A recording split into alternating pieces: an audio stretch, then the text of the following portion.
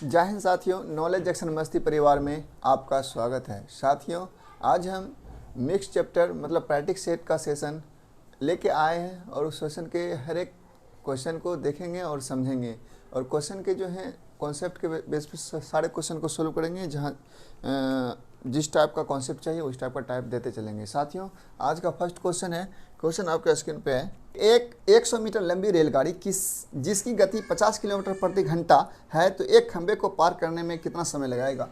रेलगाड़ी की लंबाई दिया हुआ है, रेल की लंबाई दिया हुआ है, रेल की लंबाई दे दिया है। रेलगाड़ी की लंबाई 100 मीटर है। स्पीड, रेल का स्पीड भी दे दिया है 50 किलोमीटर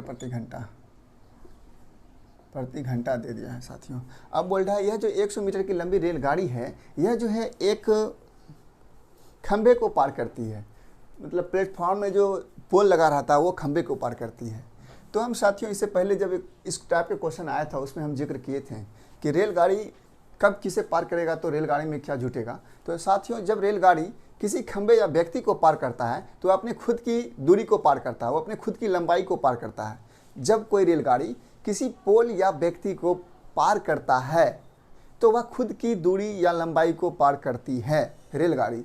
साथियों, जब कोई रेलगाड़ी किसी प्लेटफॉर्म या पुल को जैसे रेलगाड़ी जो जाती है ब्रिज ओवर ब्रिज जो मिल जाती है उसे पार करती है तो रेलगाड़ी अपने दूरी के साथ साथ उस पुल या प्लेटफॉर्म की भी दूरी को पार करती है। इतना आपको ध्यान में रखना है। तो यहाँ जो हो जाएगी रेलगाड़ी की लंबाई तो 100 होगा और उसमें जो है अब बोल रहा है एक आदमी या पुल को पार कर रहा है, बोल रहा है कि खंबे को पार कर रहा है। खंबा मतलब पुल नहीं, पोल। खंबा मतलब पोल। साथियों, वो पोल को पार कर रहा है।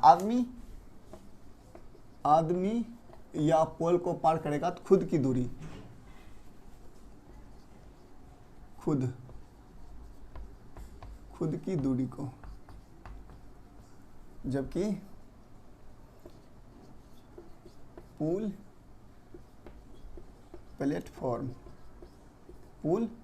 और प्लेटफॉर्म को पार करेगा तो खुद की लंबाई या दूरी, लंबाई प्लस पुल या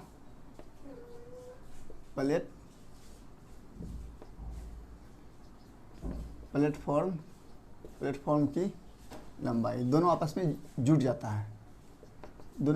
जाता है, जबकि पोल और आदमी में ऐसा कुछ नहीं होता है। तो यहाँ मेरा दूरी क्या हो जाएगा, यहाँ देखिए। अब निकालना हमको क्या है, समय बराबर फॉर्मूला क्या होता है, हमको निकालना है समय बराबर फॉर्मूला क्या होता है, दूरी बटे चाल होता है। साथियों, अब देखिए यहाँ दूरी हमको दिया हुआ है। जब रेल की लंबाई हुई दूरी हो जाती है, दूरी दिया हुआ है 100 मीटर में दिया है, दूरी 100 मीटर दिया हुआ है, यहाँ मीटर लिख लीजिए। और चाल जो है यहाँ देखिए किलोमीटर प्रति घंटा में दिया हुआ है। ये जो चाल, मीटर का मतलब हुआ कि 100 मीटर और किलोमीटर का मतलब हुआ कि 1 किलोमीटर जाएगा 1 किलोमीटर मतलब 1 घंटा में 50 किलोमीटर जाएगा, ये होता है किलोमीटर का। और स्पीड का मतलब, ये स्पीड कहने का मतलब ये जो है 50 किलोमीटर 1 घंटे में जाएगी प्रति आवर, पर आवर मतलब होता है 1 घंटे में 50 किलोमीटर जाएगी। यहाँ दूरी तो हमको तय करवाना है 100 मीटर ही, 50 लिख दिए, दूरी बटे चाल होता है, दूरी लिख दिए, चाल लिख दिए, लेकिन 50 चाल नहीं होगा। आंसर देखिए, ऑप्शन देख लेते हैं। सेकंड पूछ रहा है तो ये मीटर है और जो है ये चाल को मीटर पर सेकंड में करने के लिए 5/18 से गुना कर देते हैं। चाल को, बड़ी चाल को छोटा करने के लिए, चाल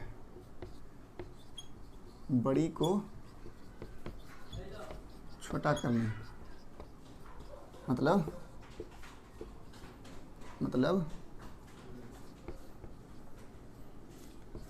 मतलब किलोमीटर प्रति घंटा को मीटर पर सेकंड में लाने के लिए 5/18 से गुना।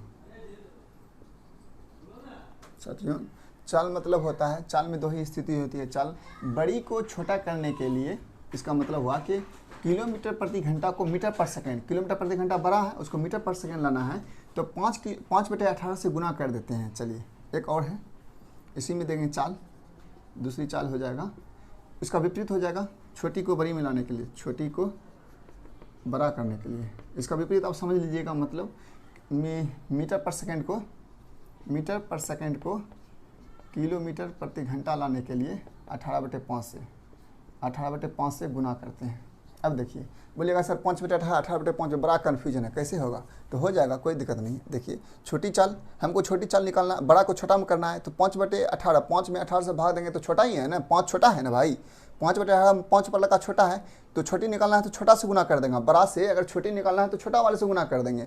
अब देखिए मीटर पर सेकेंड छोटा है, बड़ा निकालना है तो बड़ा 5/18 18/5, तो 18 यहाँ बड़ा है, तो अगर छोटा से बड़ा निकालना है तो बड़ा से गुना कर देंगे, अगर बड़ा से छोटा निकालना है तो छोटा से गुना कर देंगे। इसके माध्यम से तो आप छोटा बड़ा पता ही कर लीजिएगा, इसमें तो कोई डाउट नहीं है, इतना बात को आपको केयर करना है। वही कि हम यहाँ पे ये मीटर दिया था, मीटर पर सेकेंड किलोमीटर प्रति घंटा था, गड़बड़ बात था, यहाँ किलोमीटर रहता, यहाँ किलोमीटर प्रति घंटा रहता तो हम काम कर सकते थे, लेकिन ये दूसरी बात है, यहाँ तीसरी बात बोल रहा है, तो इसीलिए हम एक ही बात करने के लिए, सेम करने के लिए 5/18 से इसमें गुना कर दिए, इसमें कोई किंतु परंतु नहीं होना चाहिए आप लोगों को। चलिए इसको सोल्व करते हैं, 100/50 गुना 5, 18 ऊपर चला जाएगा, इसमें भी कोई किंतु परंतु नहीं होना चाहिए आप लोगों को। काट दिए हम, 50 दूनी 100 काट दिए। अब देखिए आ गया मेरा क्या, 18 दूनी 36/5, भाग दीजिए, 5 7 35 बचा 1, 5 दूनी 10, 5 7 35 बचा 1, 5 दूनी 10, ये आ गया क्या, second, option number 7.2 second, option number C, option C हो जाएगा, ऑप्शन सी हो जाएगा।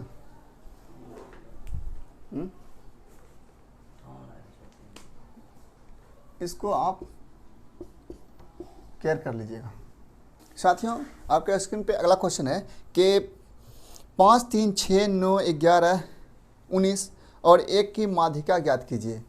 डाटा क्या दिया हुआ है मेरा, लिख लेते हैं, 5 3 6 9 5 3 6 9 11 19 1। माध्यिका ज्ञात करना साथियों, एक होता है माध्य, एक होता है माध्यिका। ये पढ़ते हैं हम सांख्यिकी चैप्टर में, माध्य माध्यिका पढ़ते हैं। माध्य क्या होता है कि सारी संख्या का योग बटे कुल संख्या, माध्य आपको बताए हैं पिछले वाले वीडियो में, सारी संख्या का योग बटे कुल संख्या माध्य होता है। लेकिन माध्यिका में ऐसा नहीं होता है। माध्यिका निकालने के लिए सबसे पहले जो मेरा डाटा दिया रहता है, जो नंबर दिया रहता है, उसको या तो छोटा से बड़ा या बड़ा से छोटा क्रम में सजा देते हैं, कोई भी सर में, कोई भी क्रम में सजा देते हैं, जैसे कि छोटा से बड़ा या बड़ा से छोटा। चलिए छोटा से बड़ा हम इसको सजाते हैं, मतलब 1 3 5 6 9 11 19। देखिए क्या किए हम, पहले जो डाटा दिया है उसको छोटा से बड़ा क्रम में सजा दिए, मतलब एक के बाद इस डाटा में जो दिया हुआ है कौन सी नंबर आएगी, तो 3 आएगी, और 3 के बाद कौन सी नंबर आएगी, तो 5 आएगी इसी डाटा का, और 5 के बाद 6 आएगा, 6 के बाद 9, 9 के बाद 11, 11 के बाद 19। देखिए साथियों, अगर यह टोटल संख्या विषम है, मतलब विषम का मतलब कि टोटल संख्या नहीं, 1 3 5 ये सब विषम, इस टाइप का विषम नहीं, गिनने पर विषम, 1 2 3 4 5 6 7 विषम आया ना, गिनती में विषम, गिनती में विषम, गिनती में विषम आ गया, 1 2 3 4 5 6 7। तो क्या करते हैं, जो बीच वाली संख्या होती है वही मेरा माध्यिका हो जाती है। 1 2 3 बीच का मतलब देखिए, 1 2 3, इधरो 3, इधरो 3 खत्म हो गया, उधरो 3 खत्म कर देंगे, जो बीच में बचेगा संख्या, बीच वाली संख्या, वही मेरा माध्यिका हो जाती है। माध्यिका, माध्यिका बराबर 6 हो गया, कोई डाउट नहीं होना चाहिए आप लोग को इसमें, 6 मतलब हो गया option number B, option number B. अब थोड़ा सा इसी में केयर कीजिएगा, थोड़ा सा आपको हम इसी में माध्यिका का सारा थ्योरी बता देते हैं। थ्योरी क्या, एगो खत्म हो गया आपका, दूसरा देखिए, इसको डिलीट कर रहे हैं।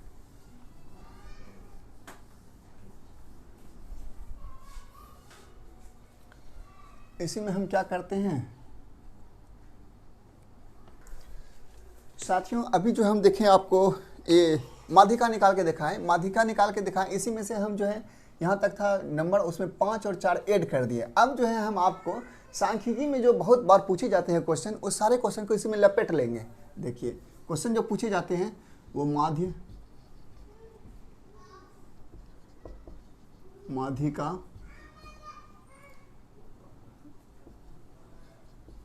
बहुलक और परास,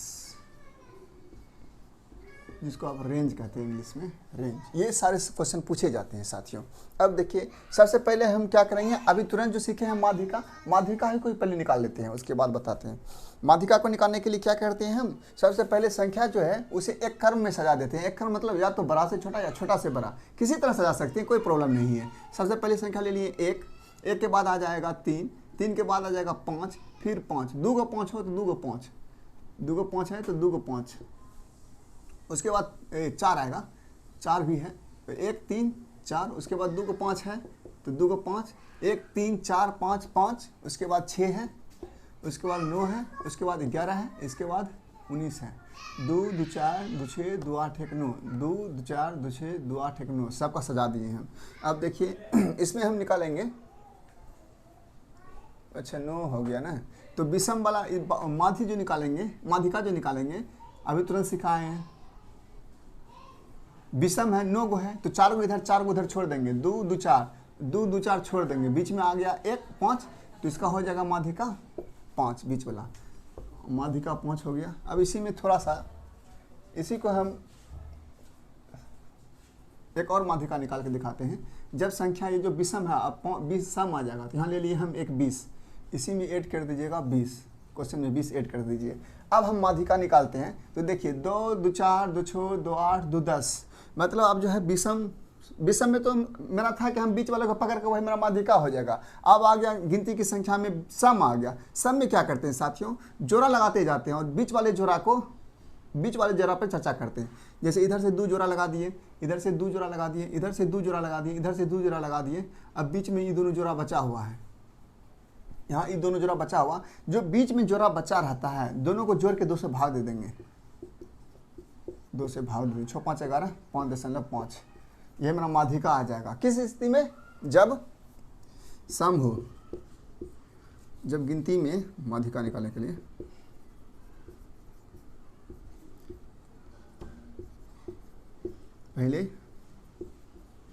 पहले नंबर को सजाते हैं, छोटा से बड़ा, छोटा से बड़ा सजा दिए।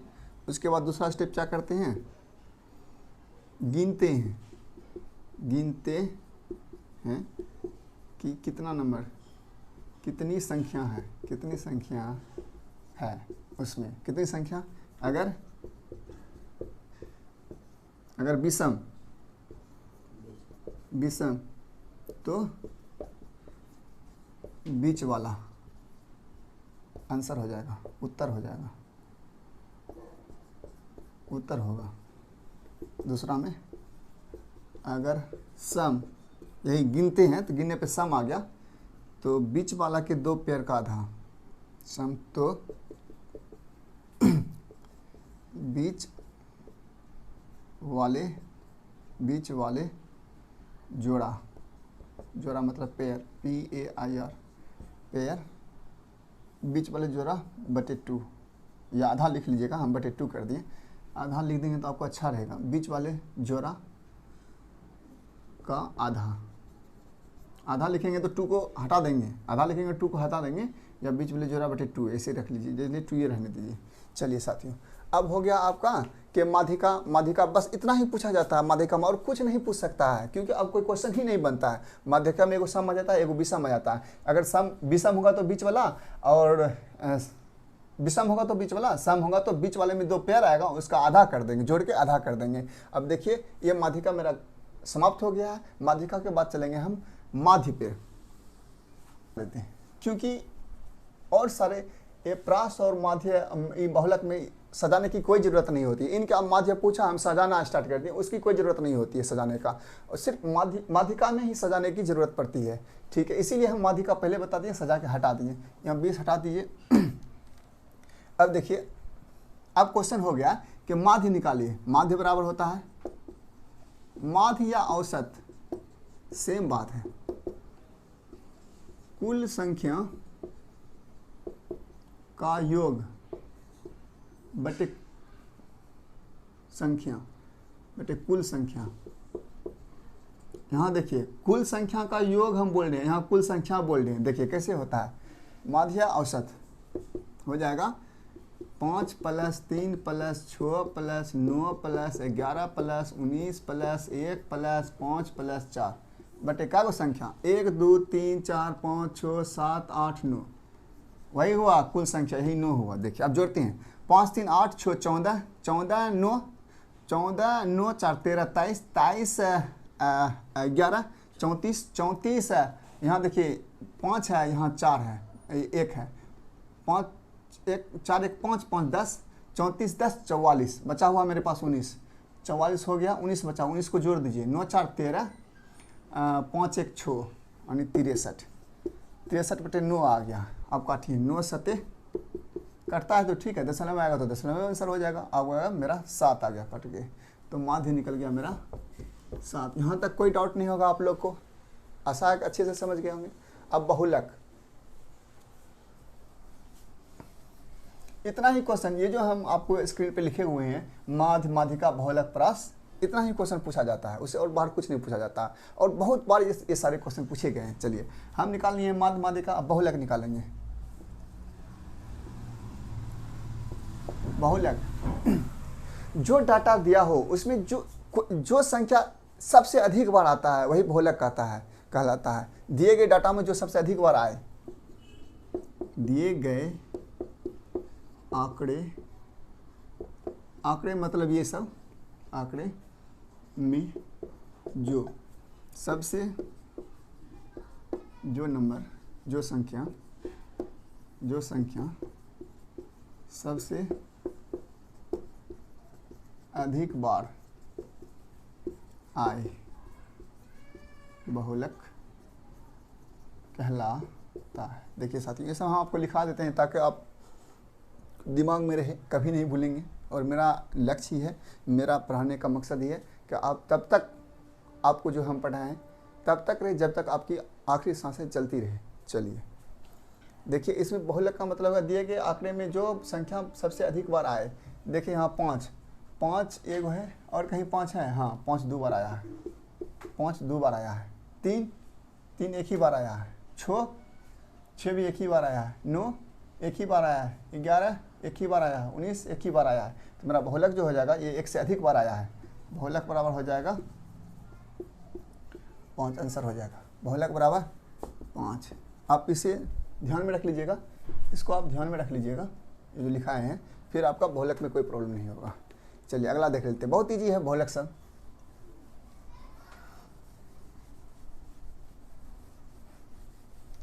अब देखिए परास जिसको कहते हैं रेंज,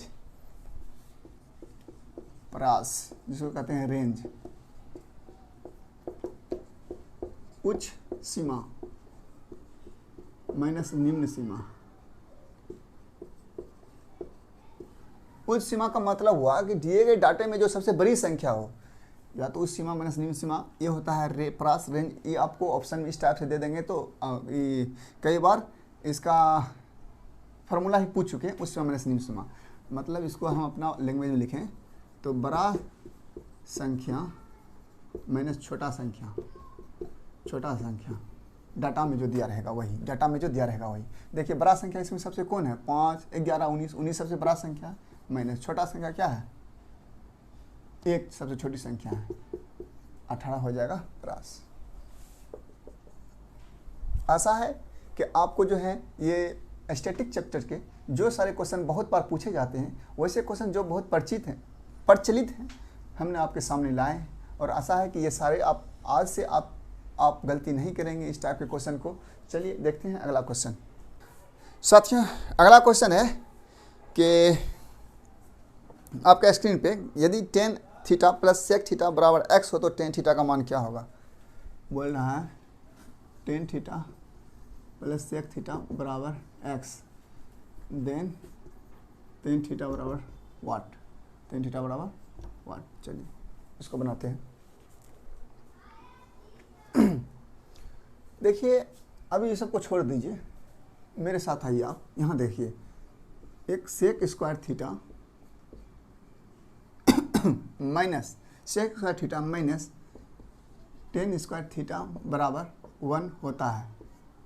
ये होता है, ये फॉर्मूला है। जैसे sign square theta plus cos square theta बराबर 1 होता है।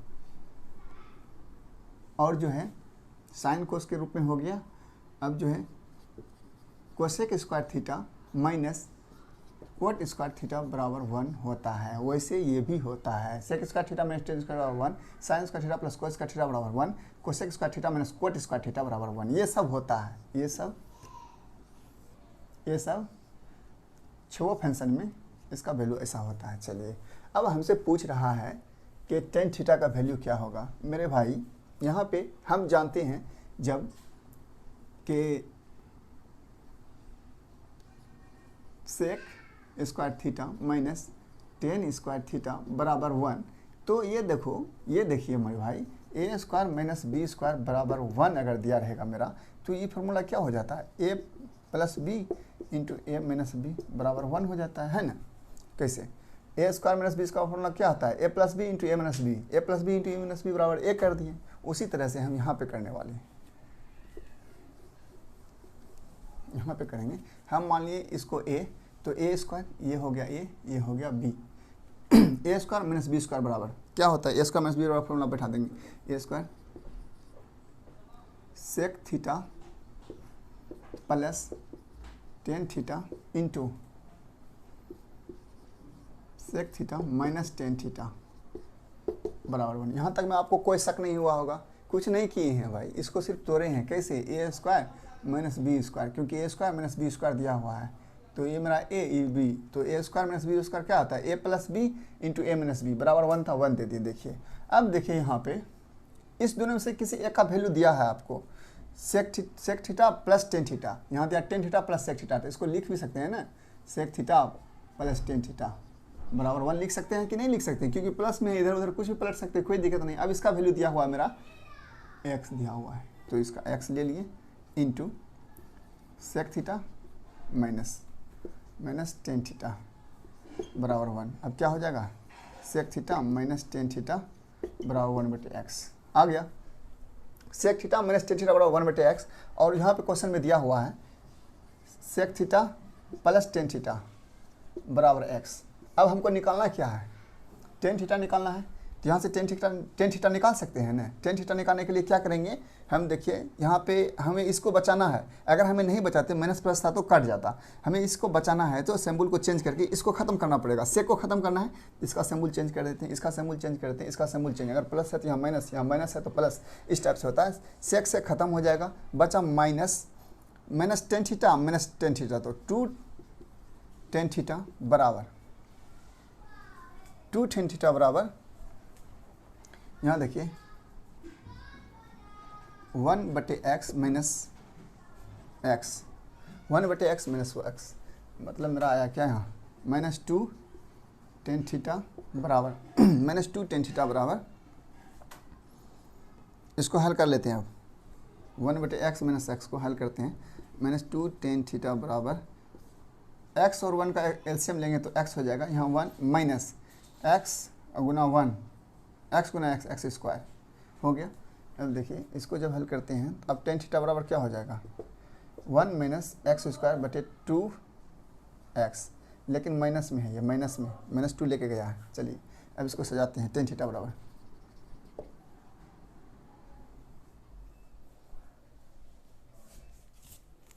ऑप्शन किस टाइप से दिया हुआ है,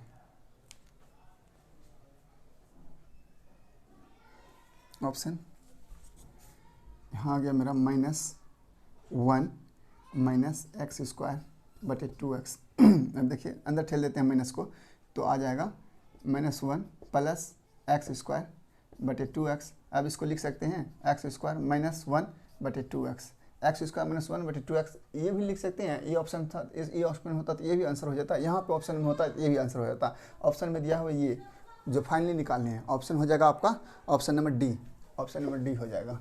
चलिए अब जो इतना किए, इतना करने की कोई ज़रूरत नहीं पड़ेगी। क्यों नहीं पड़ेगी, अब देखिए हम आपको बताते हैं। बताएं क्या, चलिए थोड़ा सा देख लीजिए, लाइट कट गई है, कोई बात नहीं है, थोड़ा सा देख लीजिए। इसमें हम निकालें क्या है टेन थीटा बराबर एक्स स्क्वायर माइनस 1 निकाले हैं 2x। अब देखिए टेन थीटा बराबर एक्स स्क्वायर माइनस 1/2x। इसी तरह अगर सेक थीटा निकालते हैं, यहाँ पे क्या करते हैं, यहाँ पे क्या करते हैं,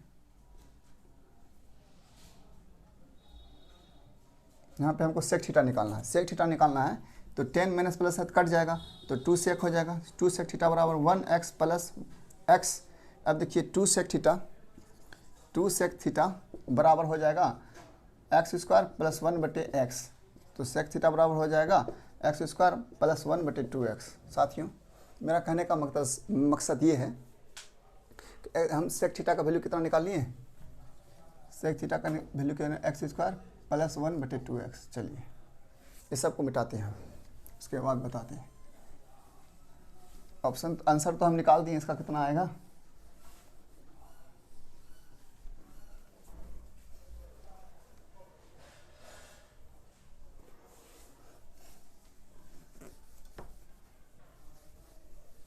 चलिए साथियों अब देखिए हमें पूछ रहा था टेन थीटा, और जो है हम जो सॉल्व करके निकाले हैं टेन थीटा, ये इसका फॉर्मूला ही हो जाता है। जब टेन थीटा जब दे दिया है सेक प्लस 10 का कुछ वैल्यू दे दिया है तो हमें 10 निकालना है, तो 10 बराबर हो जाता है एक्स स्क्वायर माइनस 1/2x।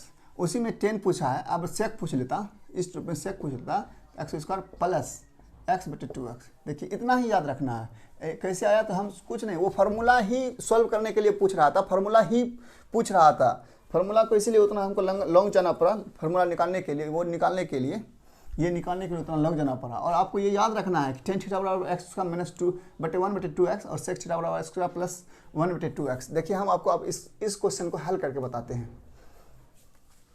इस आधार पे क्वेश्चन ले लेते हैं। जैसे हमको दे दिया यहाँ पे 10 प्लस सेक थीटा बराबर 5 और पूछ लिया टेन थीटा बराबर कितना, टेन थीटा बराबर कितना, तो देखिए टेन थीटा बराबर हमारा फॉर्मूला क्या होता है एक्स स्क्वायर माइनस 1/2x। ये जो है ना x का वैल्यू दिया रहता है, ये 5 जो है x का वैल्यू दिया हुआ है, क्योंकि उस रूप से सॉल्व किए हैं तो उतना आया है। तो x का वैल्यू 5 है, 5 का स्क्वायर माइनस 1/2 गुना 5, मतलब 25 में से 1 गया 24/10, ये हुआ आंसर। 24/10 ये हुआ आंसर। इसी में 10 पूछ लिया, इसी में सेक पूछ लेता तो 25 प्लस 1/10 26/10 आंसर हो जाता साथियों। मतलब मेरा कहने का है कि आप टेन थीटा बराबर फार्मूला होता है ये किस रूप में, अगर सेक और 10 का वैल्यू के रूप में, सेक और 10 के रूप में ये होता है, फार्मूला ही होता है, फार्मूला ही दिया हुआ। तो चलिए अगला क्वेश्चन देखते हैं। चलिए साथियों एक क्वेश्चन है आपके स्क्रीन पे, sign square theta plus cos square theta बराबर 1। तो हम यहाँ पे बताए थे ना आपको, sign square theta plus cos square theta बराबर 1 बताए थे। ये पूछ रहा है कि sign square theta plus cos theta बराबर कितना हो जाएगा। तो भाई मेरा साइन स्क्वायर थीटा, ये बोल रहा है sine square 38 degree plus cos square 38 degree बराबर वाट क्या होगा। ये देखिए ये थीटा है, थीटा मतलब सेम यहाँ है, और ये भी थीटा सेम यहाँ है। Sign square theta plus cos square theta, sine square 38 degree plus cos square 38 degree बराबर 1 होता ही है, क्योंकि ये फॉर्मूला हम आपको बताएं इतना होता ही है। जब होता ही है तो ऑप्शन में भी दिया होगा, ऑप्शन नंबर सी हो जाएगा। साथियों अगला क्वेश्चन है यदि एक वस्तु को 13% हानि और 14% लाभ पर बेचा जाता है तो दोनों के बीच का अंतर 162 रुपया प्राप्त होता है, तो मूल्य का क्रय मूल्य ज्ञात कीजिए। बोल रहा है कि 13% हानि लॉस, 13% हानि हो जाएगा तो 87%, 87%, 13% हानि हो रहा है तो 87% हो जाएगा बचा हुआ रेस्ट, और लाभ प्रॉफिट अब बोल रहा है 14% लाभ, 14 मतलब लाभ मतलब 114, लाभ मतलब जितना दिया रहता है उस 100 में ऐड हो जाता है, हानि मतलब जितना दिया उसमें से माइनस हो जाता है। 114 है, 114 है यहाँ, 114 है। और जो अब जो बोल रहा है क्वेश्चन, दोनों के मूल्यों के बीच के अंतर, ये दोनों के मूल्य के बीच का अंतर, ये दोनों के मूल्य के बीच का अंतर दिया हुआ मेरा कितना 162 रुपया दिया हुआ अंतर, ये दोनों के मूल्य के बीच का अंतर करते हैं। 14 में से 7 गया 7, बचा यहाँ पे 10 में से 2 गया, 10 में से 8 गया 2, मतलब अंतर 27 बराबर 168, अंतर 27 बराबर 168 हो गया। तो पूछ रहा है वस्तु का क्रय मूल्य, क्रय मूल्य क्या होता है, खरीदते जो है हम क्रय मूल्य हमेशा 100 होता है। 100% बराबर कितना, 27% बराबर इतना, 100% बराबर कितना, 100% बराबर कितना, 27 बराबर इतना, तो 100% बराबर कितना, ऐसे भी निकाल सकते हैं। तो देखिए 162/27, 1% बराबर 27, तो 100% बराबर 100 से गुना कर देंगे। 1% बराबर 27, तो 100% से 100 गुना कर देंगे। इसको हल कर लीजिए।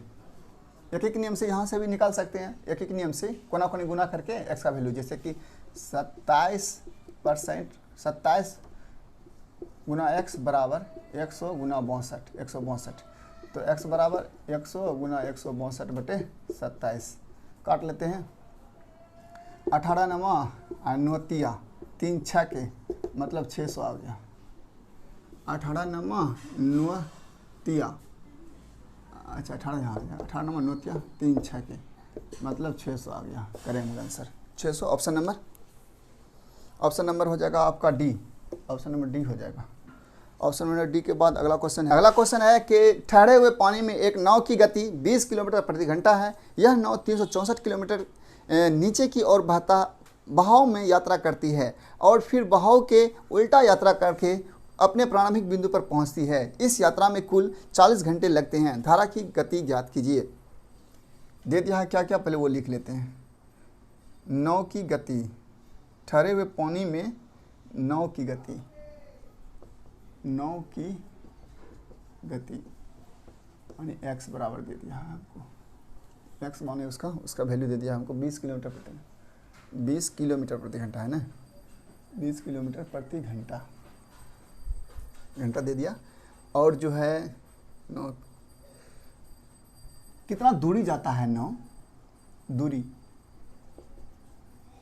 डिस्टेंस, दूरी 364 है, 364 किलोमीटर जाता है बोल रहा है।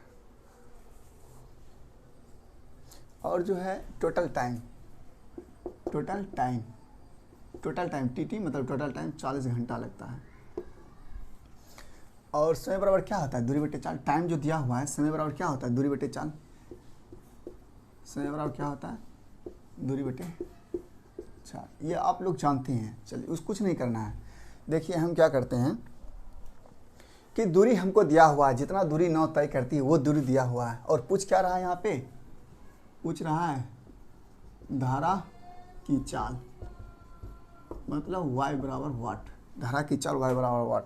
साथियों एक नाव है, वो नाव जो है पानी में चलता है, और नाव और धारा पानी में जो चलता है ये नाव, जैसे कि ये नदी है, ये नाव बना दिए इस पर, ये नाव है। ये जो धारा है पानी है, ये पानी का धारा अलग होता है। पानी जब बहता है, आप लोग देखे होंगे नदी में जाते होंगे तो पानी किसी न किसी रेत से या स्पीड से चलते रहता है, और नाव तो अपना स्पीड से जाएगा, नाव का भी अलग अपना स्पीड होगा। इसीलिए हम नाव को जो है हम एक्स मान ली, नाव की स्पीड एक्स मान ली, इसीलिए हम एक्स यहाँ पे लिख दिए हैं। और धारा की स्पीड जो होता है वो वाई होता है, इसलिए हम वाई इसको मान लिए। धारा की स्पीड वाई है, हम मान लिए, और वाई पूछ रहा था, ठीक है। अब देखिए साथियों, आपको ये बताना है कि जब ये नाव है, ये नाव है, ये धारा है, ये धारा की दिशा सेम इसी डायरेक्शन में है। ये जो है धारा इसी दिशा में जा रहा है, बह रहा है पानी इसी दिशा में, और ये नाव भी जिस दिशा में पानी बह रहा है उसी दिशा में जा रहा है। तो बताइए साथियों, यहाँ इसकी चाल अलग है, उसकी चाल अलग है, मतलब धारा की चाल अलग है और नाव की चाल अलग है। नाव तो अपनी चाल से जा ही रहा है, उस पर एक और अलग चाल लग रहा है, वो है धारा की चाल। तो ये रेत जो है, वो रेत नाव को तो बहाने का काम करेगा जिस दिशा में जा रहा है, और उस दिशा में धकेलेगा। मतलब कि ये जो है स्पीड टोटल, इसकी जो चाल हो रही जुड़ जा रही। कब, जब ये नाव और धारा एक ही दिशा में, जब नाव जो है धारा की दिशा में, नाव धारा की दिशा में क्या हो रहा है, नाव धारा की दिशा में जब जा रहा है तो चाल क्या हो रहा है, दोनों जुड़ जा रहा है। कैसे जुड़ रहा है, क्योंकि ये पानी भी उसको नाव को बहा रहा है, और नाव तो खुद अपना चल ही रहा अपनी चाल से। तो x + y, यहाँ तक में कोई शक नहीं होगा आपको, यहाँ तक में कोई शक नहीं। नाव धारा की दिशा, नाव जब धारा की दिशा में जा रही, नाव जो है धारा की दिशा में, नाव जो जा रहा है धारा की दिशा में, x + y हो गया। अब देखिए, अब ये रेत है ना, रेत इधर से रिटर्न मार, उधर से रेत आ रहा है, रेत उधर से आ रहा है और नाव इधर से जा रहा है। मतलब हो गया कि रेत का विपरीत है धारा, धारा 9 जो है रेत का विपरीत हो गया, इधर से रेत चल रहा है, उधर से उल्टा, इधर से 9 जा रहा है। तो देखिए साथियों, तो ये दोनों कहीं ना कहीं वो तो इसके विरुद्ध काम कर रहा है, 9 के विरुद्ध काम कर रहा है कि 9 को उधर से ये धकेलने का कोशिश कर रहा है, 9 इधर से धकेलने का कोशिश कर रहा है। तो कितना भी होगा तो 9 की चाल तो घट जाएगी, 9 की चाल तो घट जाएगी ना। तो आइए 9 की चाल धारा की विपरीत चल रहा है, तब विपरीत दिशा क्या हो जाएगा, x माइनस वाई हो जाएगा दोनों की, क्योंकि घट रहा है। साथियों ये हमेशा याद रखना आपको, ये हमेशा याद रखना। हम जो है आपको कॉन्सेप्ट के हिसाब से बताएं कैसे घटता है कैसे जुड़ता है, ये आपको हमेशा याद रखना है। 9 जो है धारा की दिशा में जुड़ जाता है, 9 की चाल लिख लीजिए, 9 की चाल धारा की दिशा में जुड़ जाएगी, 9 की चाल धारा की दिशा में घट जाएगी। चलिए अब आइए धारा की दिशा विपरीत दिशा, धारा की दिशा विपरीत दिशा में घट जाएगी। चलिए अब आप क्वेश्चन पे आ जाइए, क्वेश्चन कह रहा है कि ठहरे हुए पानी में नाव की गति 20 किलोमीटर प्रति घंटा या नाव 364 किलोमीटर नीचे की ओर बहता है, नाव 364 किलोमीटर नीचे की ओर बहता है, फिर बहाव की उल्टा मतलब विपरीत, ये जिस दिशा में जा रहा है उस दिशा में, फिर जिस दिशा में जा रहा है उस दिशा में उतना ही दूरी विपरीत भी जाता है, उल्टा यात्रा करके प्रारंभिक बिंदु पर पहुंचने के लिए यह यात्रा में कुल 40 घंटे का समय लेता है। देखिए साथियों ये जो है 9, ये 9 इसकी दूरी दे दिया है, यहाँ से यहाँ तक बीच की दूरी दे दिया है। जब दिशा में जा रहा है तो कितना दूरी दे दिया है, 364 किलोमीटर ये दूरी दे दिया है। 364 किलोमीटर समान दूरी है दोनों के लिए। जब ये धारा की दिशा में जा रहा है तो ये चाल जुड़ जाएगा, तो x प्लस वाई हो गया चाल। अब यही 364 किलोमीटर, अब धारा के विपरीत दिशा में जा रहा है तो चाल क्या हो जाएगा, माइनस हो जाएगा। अब ये दोनों के यही दोनों प्रभाव, यही दोनों काम करता है, तो टोटल समय हमको लगता है 40 घंटा। तो देखिए अब समय बराबर क्या होता है, समय बराबर हो जाता है दूरी बटे चाल होता है। अब इसी को सजा लेते हैं। यहाँ मेरा हो चुका है, दूरी मेरा 364 है, इसके लिए चाल कितना है 364, इसके लिए चाल कितना, जब समान दिशा में जा रहा है, एक ही दिशा में जा रहा है तो x प्लस वाई, फिर जो है 364 दूरी है, और जब विपरीत दिशा में जा रहा है x माइनस वाई बराबर 40 किलोमीटर है ना। इसको हटा रहे हैं, अब हम समीकरण को सजा दिए कैसे होता है। इतना कर रहे हैं, ये सब करने की कोई ज़रूरत नहीं, हम आपको समझाने के लिए कर रहे हैं। नहीं तो हम तो अब अगर जब आप समझ जाइएगा तो आंसर जो है 5 से 10 सेकंड के अंदर निकाल लीजिएगा। देखिए कैसे हुआ, इसको हम समझाने के लिए हम आपके सामने ऐसा किए हैं। कैसे हुआ कि जब ये समान दिशा में जा रहा था और विपरीत दिशा में जा रहा था, तब इसको टोटल समय 40 घंटा लगता था, इसलिए हम इसको कर दिए समान दिशा, फिर इसको विपरीत दिशा, फिर 40 टोटल 40 था तो 40 टोटल कर दिए। अब समान दिशा में दूरी समान दिशा में चाल जुड़ जाता है, विपरीत दिशा में चाल घट जाता है, इसीलिए हम घटा दिए। अब देखिए हमको x का वैल्यू दिया हुआ है, x का वैल्यू हम 20 किलोमीटर जो 9 की गति है वो दिया हुआ है, तो 364 बटे 20 प्लस वाई लिख सकते हैं, कोई इसमें दिक्कत नहीं होगा। 364 बटे 20 माइनस वाई लिख सकते हैं बराबर 40। अब देखिए साथियों हमें यहाँ से करना क्या है, यहाँ से क्या करना है कि इसे जब हम सॉल्व करेंगे ना तो इसका एलसीएम लेंगे तो ये द्विघात समीकरण में आएगा। द्विघात समीकरण में आने के बाद फिर द्विघात समीकरण को तोड़ेंगे, तोड़ने के बाद फिर हमको फाइनली आंसर आएगा। द्विघात समीकरण तोड़ने में आप जानते हैं कि थोड़ा टाइम लगता ही है, तो वो सब नहीं करना है, क्योंकि हमें जो पूछ रहा होता है ये तो y का वैल्यू पूछ रहा है, तो y का वैल्यू तो ऑटोमेटिकली है कि ऑप्शन में दिया होगा। चलिए ऑप्शन जो दिया हुआ लिख लेते हैं। ऑप्शन ए में है 8 किलोमीटर प्रति घंटा, 8 किलोमीटर प्रति घंटा। बी में है 4, सी में है 6, डी में है 10। चलिए ऑप्शन ए को उठाते हैं, चेक करते हैं। 364 बटे ऑप्शन ए को लेते हैं तो y का वैल्यू आ जाता है मेरा 8, तो 20 8 28 प्लस 364 बटे 20 में से 8 गया 12। सोल्व कर देते हैं, क्या 40 के बराबर आ रहा है? अगर सोल्व करने के बाद 40 के बराबर आ जाएगा तो आंसर में 8 हो जाएगा। चलिए काट दीजिए इसको, तो काटिएगा तो देखिए 14 दूनी 28 हो रहा है। पहले 14 ये काट लीजिए, 18 2 182 हो गया। हाँ 14 एकम 14, 14 एकम 14, 14 18 34 42 13 आ गया इसमें, 14 खत्म हो गया। इसमें देखिए, इसमें 6 1 8 2 1 8 2, ये पूरा नहीं कट रहा लग रहा है। 6 18 दशमलव में आ रहा है। तो जब दशमलव में आएगा तो हमको ज़्यादा करने का क्या प्रॉब्लम है, क्या काहे ज़्यादा करेंगे? जब हम देख रहे हैं पूरी नहीं कट रहा है, दशमलव में आएगा, 13 में क्या तो दशमलव जोड़ेंगे तो 40 थोड़ी पुड़ जाएगा, नहीं हो पाएगा। इसीलिए हटाइए, क्या है कि अब दशमलव में भी आएगा तो आ रहा है 30 दशमलव कुछ आएगा, 30 दशमलव कुछ आएगा, 30 प्लस 13 40 से तो ज़्यादा 43 हो रहा है, इसलिए ऑप्शन नंबर ए नहीं होगा, इसको छोड़ देंगे, ए को हटा देंगे। चलिए ऑप्शन नंबर बी ले लेते हैं। 364/20 + 4 प्लस 364/20 - 4। देखिए 364/24 प्लस 364/16 काटिए 1 8 2, यहाँ कर देंगे 12 12 एकम 12, ये पूरा नहीं कट रहा है, 12 एकम 12 कर दिए, 6 बचा 2, 12 पंचे 60 होता है, दशमलव में आ रहा है 12 एकम 12, 12 पंचे 60, दशमलव में कुछ 15 दशमलव कुछ आएगा, इसको काटते हैं 1 8 2, यहाँ 8 8 दूनी 16 बचा 3 2, 8 3 24 आएगा, दशमलव में कुछ आएगा, 15 और 23 8 2 1 3 38 आ रहा है, दशमलव में कुछ आ रहा है। चलिए इसको रहने देते हैं, फिर से चेक कर लेंगे। अगर ऑप्शन एग्जैक्ट कहीं नहीं आया तब दशमलव में जाएंगे, ऐसे दशमलव में आ रहा तो दशमलव में होगा नहीं। ऑप्शन नंबर सी ले लेते हैं। 364 + 20 + 6, ऑप्शन सी में 6 दिया हुआ है, प्लस 364 + 20 - 6, 364/26 प्लस 364/14, 20 में 6 गया 14, काटिए इसको काटिएगा 182 13, इसको काटिए 1 2 1 8 2 7 7 दूनी 14, 7 दूनी 14, हाथ में रहा 4, 7 6 के 42, 26 आया उधर काटे हैं। तो इसको देखिए 13 एकम 13, 13 एकम 13 बचा 5, 13 चौके 52, मतलब 14 + 26 40 बराबर 40 हो गया, 40 हो गया। वाई का वैल्यू मेरा क्या आ जाएगा 6, ऑप्शन नंबर सी। कैसे किए? ऑप्शन नंबर सी।